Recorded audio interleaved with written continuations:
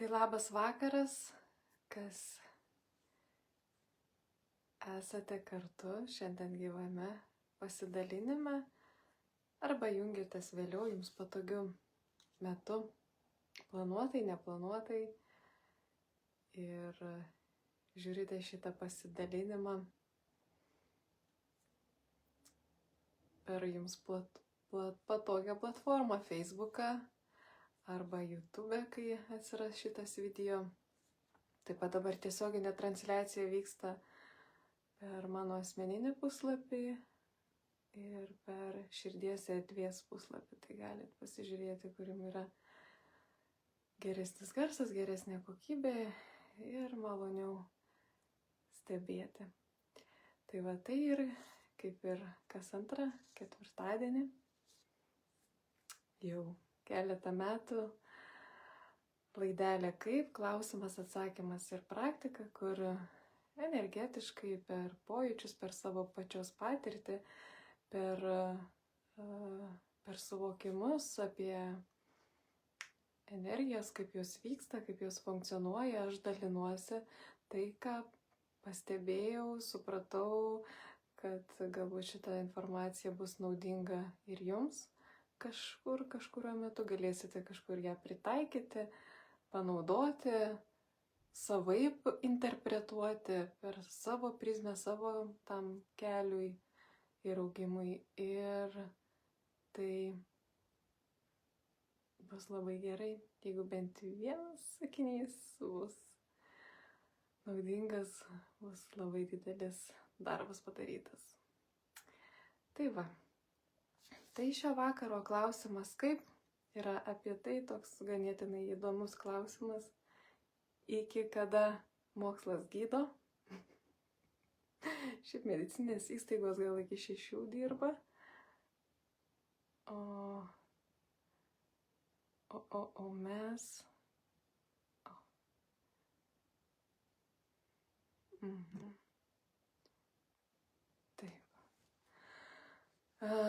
Gerai, patikrinau, ar iš čia man nuskaityti tą klausimą, tai neina tada, žodžiu, papasakosiu visą situaciją. Ir kodėl kilo toksai klausimas, tai aš prieš savaitę pasidalinau pasidalinimą apie, kaip ir visada, apie savo gilesnius pojūčius ir tame pasidalinime, tame poste buvo tokia ištrauka, toks sakinys, kad jeigu mes nuolatos bandom save tobulinti per žinias, intelektą, emocinės, dvasinės, visokias paieškas, visur vis bandom save patobulinti, ieškom žinių, tai mes priešinomės tam, kokie mes iš tikrųjų esam, neleidžiam savo tokiam būti ir tarsi ieškom išeities, kuri neegzistuoja. Maždaug taip, dovanokit, negaliu pasakyti žodis į žodį, nes bandau čia paskaityti, bet tada atjungia gyvą transliaciją. Tai va, ir sulaukiau gero klausimo iš mano vienos pažįstamos, kuri gražiai paklausė, o sako, tai ką, tai jeigu sieksim žinių arba mokslo ir tai yra blogai? Tai va, tai iš tikrųjų tai yra geras klausimas ir galima tą mano sakinį įvairiai suprasti, nes tai yra tiesiog toks pasidalinimas ir jisai yra su mintim, bet be pilno konteksto, žinot, be paaiškinimų ir taip toliau. Tai va dabar aš va šitą dalyką imsiu ir paaiškinsiu. Ar siekti mokslo ir žinių, dvasinių žinių, intelektualių žinių yra blogai, ar iki kada siekti, o kada paskui nesiekti ir taip toliau. Tai va, kur gali kilti šitoj vietoj klausimas toksai, tai aš jį paaiškinsiu, kaip jisai išsirišo man pačiai, per mano patirtis, mano supratimą, suvokimą dabar visai kitokį. Ir kodėl aš tą sakinį parašiau į tokį, kad kodėl kartais pernelyg didelis žinių siekimas yra tiesiog rodo mūsų vidinį pasipriešinimą tam, kas yra, taip kaip yra. Tai va, tai visų pirma sveikinu tuos, kurie siekia žinių dieną naktį. Ir tai yra jų sielos užduotis, jų sielos misija šitam gyvenime - praplėsti savo akiratį, praplėsti savo sąmonę, padauginti savo žinias ir tam kažkokiu būdu kažkam tai taip yra reikalinga. Ten jau reikia žiūrėti kiekvienam asmeniškai. Tai va, tokių žmonių yra minimum 12% ant šitos žemės, kur tikrai yra sielos užduotis per tą sielos užduotį pasižiūrėti. Jeigu tai yra mokslo sritis šitam gyvenime ir siekti žinių, tai taip, tai tas žmogus daro savo užduotį ir tobulėja per kažkokią tai sritį ar kažkur, bet tai jam yra skirta. Tai čia yra labai valio ir yra ganėtinai gerai. Dabar kada prasideda bėdos su tais mokslais? Kada tas mokslas kiša jau koją mūsų gyvenimuose ir mes to nematom. Nematom dėl to, kad dėja, bet žinios šiais laikais tapo prekė. Anksčiau, prieš 2000 metų, ar ne, buvo toks metas, toks laikas, kai žinias slėpdavo, jas užslapstydavo po įvairiausiais rūsiais, rankraščiais, koduotėmis, slaptais labirintais su slaptom bibliotekom ir taip toliau. Ir ten galėdavo prieiti tik tais tam tikri žmonės, nes žinios buvo raktas į žmogaus sąmonę, pasąmonę, augimą ir va tos va žinios buvo kažkas tai tokio. Kaip kažkada su draugėm, dabar čia ne per seniausiai kalbėjom, dabar pagalvojus apie tai, kad ir net ne prieš 2000 metų, o prieš 100 metų, kai mūsų dar seneliai buvo gyvi, skaitimas, rašymas buvo kažkokios tai žinios, kur prieinamos tik labai turtingiem, išsilavinusiems žmonėm, aukštuomenės žmonėm. O dabar skaitimas, rašymas net ne vertybė. Tai yra kasdienybė, kur neįsivaizduojam mūsų aplinkos žmonės, kur gyvenam ir jau tiek pripratę, kad turi būti taip ir yra. Viskas. Tai vat, ir dabar tos mūsų žinios yra tiesiog ir gerai, aišku, ir gerai, kad kai kur yra gerai, kad yra tos žinios lengvai pasiekiamos, nes mes galim daryti pasirinkimus, kažkokius sprendimus ir taip toliau. Bet daugelis žinių, kaip sakiau, yra virtusi prekė. Ir žinot, kas yra prekė? Tai tas, kad ateikit čia, iš mano žinių gausit daugiau. Mokykitės tiek, iš tų diplomų jūs išmoksite, gausite tiek ir tiek. Jeigu turėsite šito universiteto diplomą, pažymėjimą, busite tiek ir tiek parašę ten tų doktorantūrų ir taip toliau, tai jūsų laukia karjera, jūsų laukia darbas toje ir toje kompanijoje. Iš to universiteto paima iš karto visi studentai turi darbus. O vat, jeigu su tokiu išsilavinimu taip ir taip ir taip ir taip ir taip. Tas pats ir dvasiniam pasaulyje. Vat šitas žmogus daugiau mato, daugiau žino, daugiau nuskaito, reikia vat pas jį eiti mokytis tokios ir tokios praktikos. pasibaigė ta praktika, dabar vat atsirado dar vienas to žmogus, kuris moka va taip ir taip, ir reikia eiti pas jį ir irgi su juo dar praktikuoti, o dar realiai laukia dar 5-6, vat, kurie man įdomus ir eiti stebėti, žiūrėti ir taip toliau ir gaunasi toksai tas vat šitas nuolatinės savęs tobulinimas, kabutėse, lakstymas nuo vienos praktikos prie kitos, nuo vieno mokytojo prie kito, nuo vieno universiteto prie kito, ten dedant tas visus dalykus, jisai gaunasi tokia kaip palaida bala.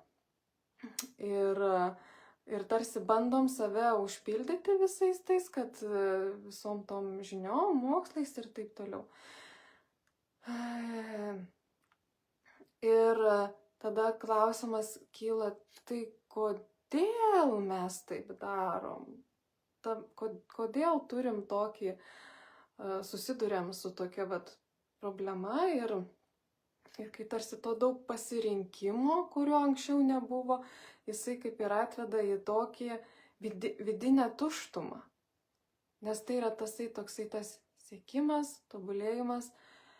Žinoma, galima sakyti, taigi aš turiu tikslą, aš noriu ten mokytis, aš noriu ten studijuoti, aš noriu ten būti. Ir čia aš paklausiu jūsų, o iš kur žinot, kad jūs norit? Kad jūs iš tikrųjų norit? Dažniausiai tai, ką mes iš tikrųjų turim daryti pagal savo sielos užduotį, mes dažniausiai to nenorim ir tingim tai daryti. Bet jeigu dėka savo intuicijos tai darom ir einam savo tuo vidiniu keliu, tai yra didžiulis dalykas, didžiulis darbas. Nes daryti savo sielos užduotį yra ką veikti, yra sudėtinga. O mes dažniausiai, bet per žinias, per bandydami save kažkur patobulinti, kažkaip save pagerinti, mes kartais net bėgam nuo savęs. Nes tarsi aš kažkur kažką dar darau, aš kažką veikiu. Aš esu, aš egzistuoju ir tas rezultatas patvirtina mano tą egzistavimą. Tai ir ar ne, iš to grįžtant prie to klausimo, tai kodėl mes taip darom? Tai kodėl kyla tas noras ten kažkur tai bėgti, kažką daryti? Tai vienas iš tų dalykų, kodėl mes taip darom, yra tai, kad, žinokit, daug, vos ne 60-70% studentų, ar ne, mes siekiam studijų dėl to, kad negalėjo mūsų to padaryti mūsų tėvai. Nes neturėjau tam lėšų, pinigų ir dabar štai pagaliau tai tapo įmanoma ir mes tam galim pasiekti, tą padaryti. Aš turiu tokią patirtį ant savo kailio. Aš visada kalbėjau nuo vaikystės, kad aš padarysiu karjerą, aš eisiu į universitetą ir po universiteto, mane tiek mokslas rūpėjo, bet kad aš eisiu į darbą ir darysiu karjerą, lipsiu karjeros laiptais, būsiu ta tokia, kur eina tais karjeros laiptais. Ir žinot, bet paskui žiūriu, kad man ta karjera kaip ir yra, kaip ir dėliojasi, bet jinai mane daugiau tas noras smaugia, negu kad man nuo jo yra malonu tai daryti. Kol galiausiai pradėjusi tą dvasinį kelią, atradau, kad aš to noriu, dėl to, kad mano tėtis to norėjo padaryti tą tokią karjerą ir tai yra jo užduotis, jo sielos užduotis. O būdama jo lauke energetiniam, kai augau, aš galvojau, kad čia irgi yra mano užduotis ir jis mane labai rėmė, labai palaikė mano tam kelyje, ko aš norėjau, kas susijęs su tokiu tobulėjimu, augimu ir taip toliau. Bet kai aš atitrūkau šiek tiek toliau ir pamačiau visą tą bendrą vaizdą ir supratau, kad aš noriu, nes jisai to nori. Tai yra jo užduotis. Ir jisai manyje mato tą potencialą, kuris gali tai padaryti. Ir turėjau nusiimti šitos norus, šitas programas, šitą viską, nes pasirodė, kad man iš tikrųjų karjera ne tiek jau ir svarbu, man svarbu yra pati veikla, pats darimas, pati kūryba, pats kažkoksai kažko sukūrimas, įgyvendinimas, sustrategavimas ir taip toliau, kas visiškai man ta karjera pati savaime ten susidėlioja, arba ten net ir kiek susidėlioja, tiek užtenka, arba kažkaip net nebekreipiu dėmesį į tai. Tiesiog, nes yra kiti dalykai, kurie man svarbus ir įdomus. Tai va, tai kai pamačiau tą, turėjau atsijungti nuo to. Ir kodėl dar žmonės, ar ne, vaikosi tų mokslų visų? Tai labai populiari priežastis, kodėl tai daro. Dėl to, kad žmonės galvoja, kad jie per mažai moka ir kad gali eiti daryti savo kūrybinį kelią, arba savo talentus, savo darbą, tada, kai turės tiek ir tiek diplomų, tiek ir tiek žinių, bus tiek ir tiek praėję kursų ir tada jie galės jau tai daryti. Tai čia toksai labai populiari programa, kuri įtraukia ir žmonės mielai ją daro. Irgi dėl to, kad nereiktų uždėti kito žingsnio, eiti į savo dėti atsakomybės, į savo darimą, į savo kažką naują sukūrimą, kažką pademonstravimą pasauliu. Tai va, ir kodėl dar žmonės irgi vaikosi tų mokslų? Pasakysiu čia, aš tai laikau nusikaltimu. Šitą dalyką laikau nusikaltimu. Tai va, ką žmonės dar labai mėgsta daryti? Tai eina į tas žinias, prisirankioja visokių žinių, žinučių, informacijos, aukštesnės, paprastesnės, nesvarbu kokių ten tų vibracijų. Ir paskui su ta informacija eina ir mokina kitus. Tai va, kodėl aš tai laikau nusikaltimu? Nes mes galim dalinti savo patirtimi, bet ne pamokslauti. Ne.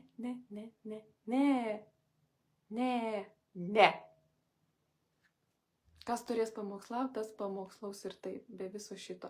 Nes yra labai daug tokių atvejų, kai žmonės paskaito knygas, paskaito vieną knygą, kitą ir jau mokina kitus.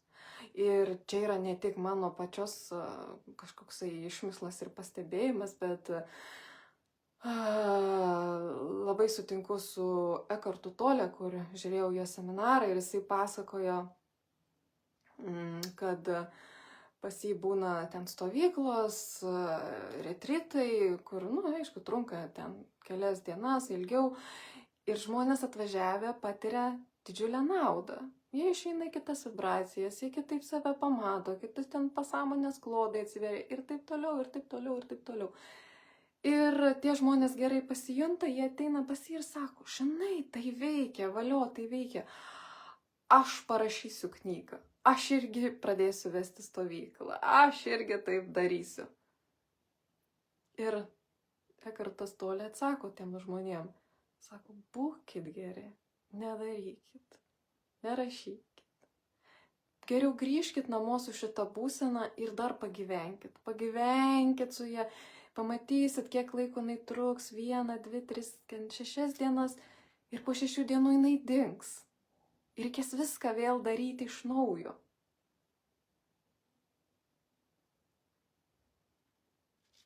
Nes tai nėra tikras tas nušvitimas arba tas ženklas mokytojauti, kai mes pasikraunam tikro mokytojo vibraciją.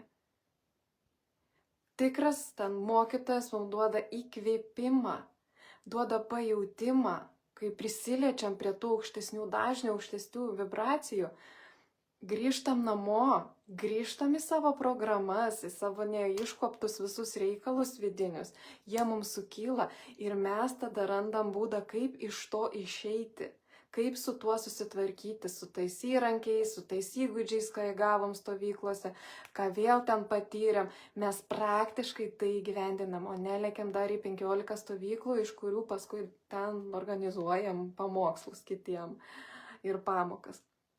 Tai va, ir visa tai su tais, ką gavom toje stovykloje ar dar kažkur, mes tai praktiškai pritaikom, praktiškai pamatom, kaip veikia ir pasikeičia mūsų požiūris, bendravimas, pati kultūra vidinė pasikeičia, viskas pasikeičia. Ir tuomet ateina žmonės ir sako, vau, kaip tau tai pavyko, gal gali papasakoti, gal gali pamokinti mane, kaip daryti, tada prašom, tada viskas yra tvarkoj. Kai gaunam iš visatos vedimą, iš visatos žinutę, bet tai yra ryški, arba jinai būna intuicija, arba kažkas kitas prašo to padaryti. Ir mums aišku, kad taip, aš turiu ten važiuoti, taip, aš dar turiu va čia sudalyvauti ir gauti tą žinią. Taip, taip, tada viskas yra tvarkoj, nes aš žinau, kad per tai aš valausi, tvarkausi, dedu tuos žingsnius, man reikia šitoj vietoj patobulėti, man reikia tą padaryti, bet aš darau nuosekliai ir kažkur dar iš šono pasiemu vieną kitą įrankį, bet tam periodui, tam kažkam kitam laipteliui. Bet ne ištisinis toksai, kur čia dar nulėkus, kur čia dar palėkus, kur čia dar ką sužinojus, kur čia išmoks, kur čia pastudijavus ir taip toliau, tarsi be tikslo. O kai mes turim savo tą tikslą ir patikėkit manim, kad tie žmonės, kurie labai jaučia savo tą kanalą, jie tokie tikslingi, kad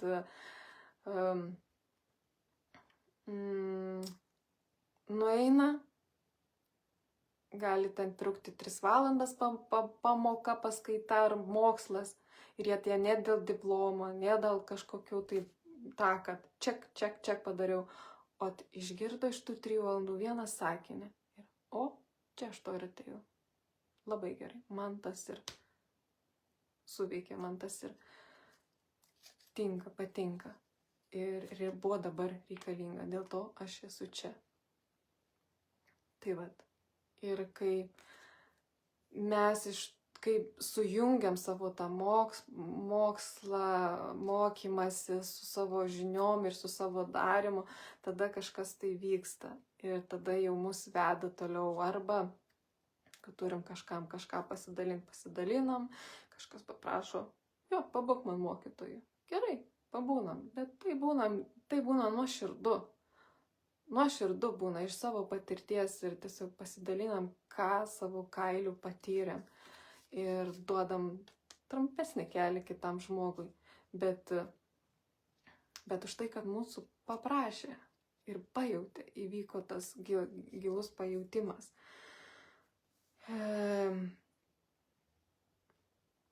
Ir mano dabar pajautimu, žinios tai yra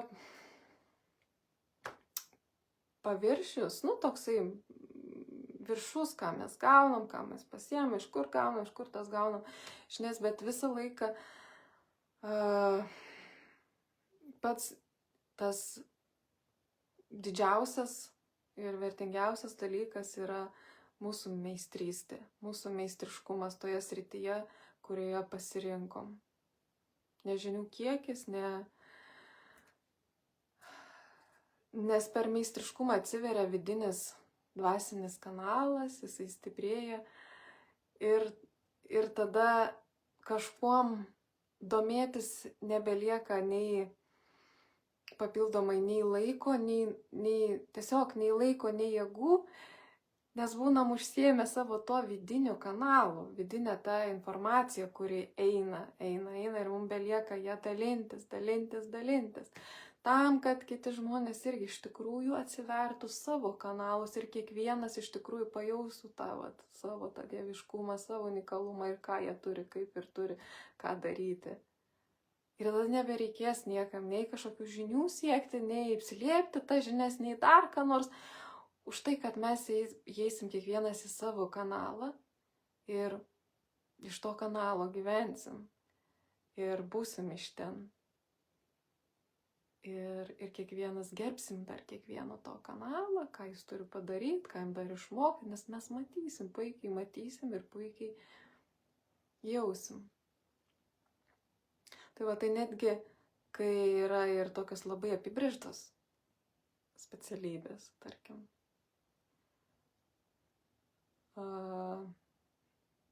Chirurgas, ar ne?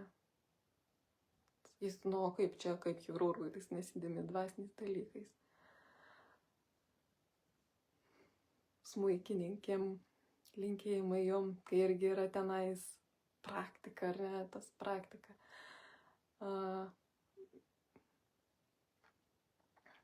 Ar dar kokius labai srities tiems specialistams.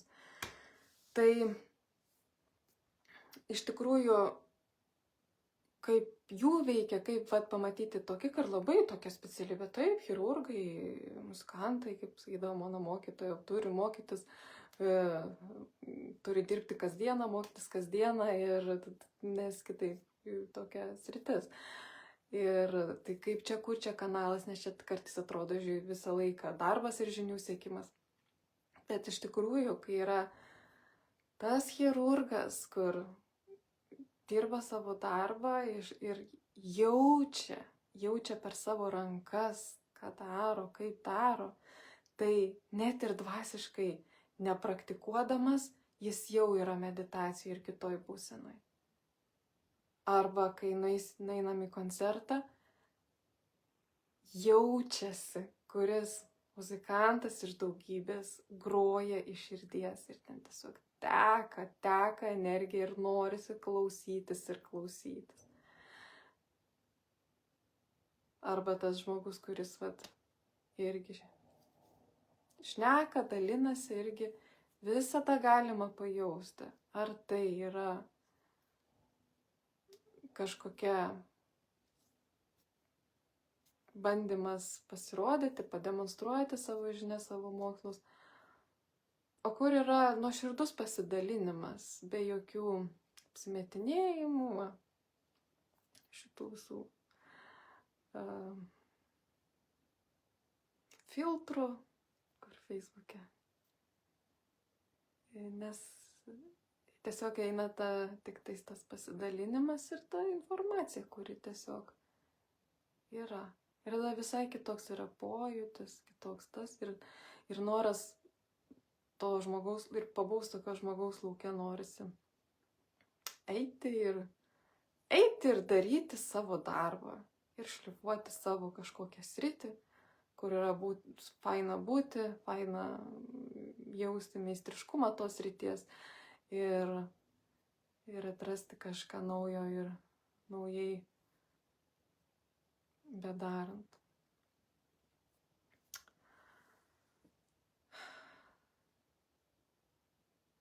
Tai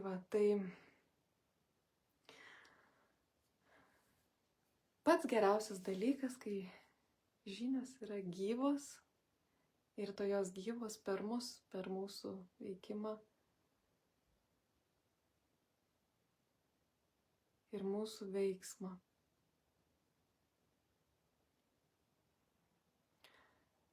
Ir sugrįžom prie senos geros liaudės išminties, svarbiausia ne kiekybė, o kokybė. O jeigu žinom, kur einam, tai kokybė labai greitai atsirenkam, atsifiltruojam. Tai to jums ir linkiu. Kokybės žiniose,